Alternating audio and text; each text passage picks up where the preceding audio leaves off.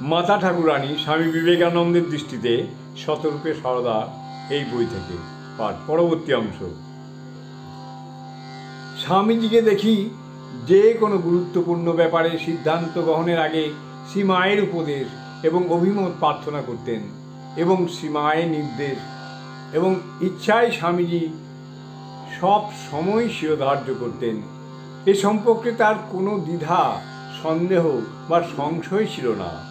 কোনো প্রশ্ন কোনো দিন স্বামীজির মনে ওঠেনি।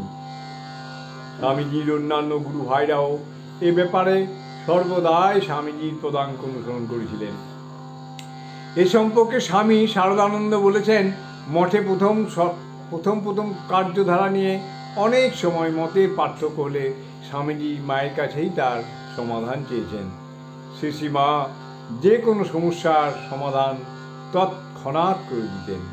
তাঁর যুক্তিপূর্ণ মীমাংসা সকলেই দ্বিধাহীন চিত্তে গ্রহণ করত। জয় মা, জয় মা।